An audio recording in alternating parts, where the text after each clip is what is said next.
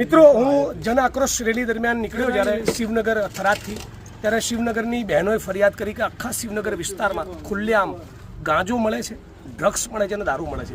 ત્યારબાદ કેટલાક મિત્રો હમણાં જગ્યાએ લઈને આવ્યા. આ બાજુમાં સ્કૂલ છે. કેમેરામેનને વિનંતી કરું કે તમે જરા સ્કૂલ બતાવો.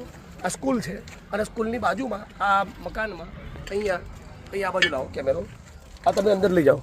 આ જો મકાનની અંદર સ્માઇક્સ જે ડ્રગ્સ લેવાની પદ્ધતિ છે, આ માચીસની પેઢીઓ અને પેલું જે ચમકે છે એ પદાર્થ સિલ્વર પેપર, એ સિલ્વર પેપર ને માચીસ પૈસા વાળીને પીવે, આ પૈસાની નોટ પડી છે. હા, એ બધાનો ઉપયોગ અહીંયા સ્માઇક્સ પીવા માટે થાય છે દરરોજ સાંજે. બરાબર, દરરોજ સાંજે સ્કૂલની બાજુમાં અને સ્કૂલની અંદર બી બરાબર, સ્કૂલની અંદર પણ આ ગાંધી અને સરદારનું ગુજરાત છે.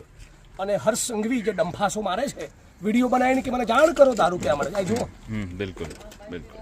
આ જો અહીંયા સ્માઇક્સ ખુલ્લેઆમ અને બાજુમાં સ્કૂલ છે. સ્કૂલની બાજુમાં તમે સાઈડમાં જાઓ ભાઈ. સ્કૂલની બાજુમાં બતાવો સ્કૂલ. આ સ્કૂલની બાજુમાં અહીંયા આ ઓરડીની અંદર અહીંયા આ ડ્રગ્સ મળી રહ્યું છે. અહીંયા ડ્રગ્સ લોકો પીવે છે. આ બાથરૂમ છે સ્કૂલનું, એની અંદર બેસીને લે છે. આ બાથરૂમ અહીંયા તમે ત્યાં જાઓ, ત્યાંથી અહીંયા હું કટ કરું છું. હવે બોલજો. હવે અંદર જતા રહો કૂદીને. ચલો સ્કૂલની અંદર. હા, સ્કૂલના બાથરૂમમાં છે. તો આપણે જાણ કરીએ છીએ. જો બે બધા મિત્રો જે અહીંયા પણ બોટલ પડેલી છે અને બાજુમાં સ્કૂલ છે. આ જો બાળકો બતાવો.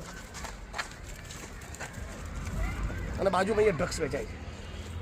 આના દરવાજા તોડીને ભારતીય જનતા પાર્ટીની સરકાર કહે છે બનાસકાંઠા જિલ્લાને 2 મંત્રી આપે અને થરાદની અંદર એ ડ્રગ્સ વેચાય છે. બિલકુલ. બહુ દુઃખ સાથે કહેવું પડે છે કે શિવનગર વિસ્તારની બહેનોએ મને ફરિયાદ કરવી પડે.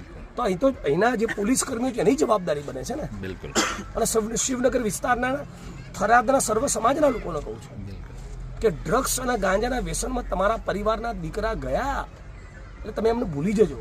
એમનું કોઈ ભવિષ્ય નહીં રહે.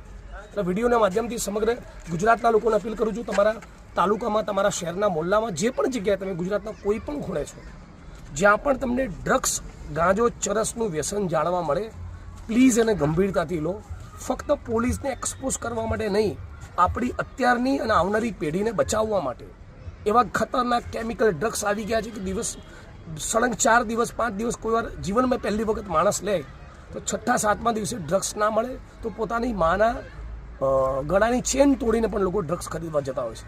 એટલે આપણે ગુજરાતને ઉડતા પંજાબની જેમ ઉડતા ગુજરાત નથી બનાવવાનું. ફરી એકવાર આપ સૌને અપીલ કરું છું, પ્લીઝ ગુજરાતના આપણા બધા જ લોકો સાથે મળીને ડ્રગ્સના દૂષણ સામે લડીએ.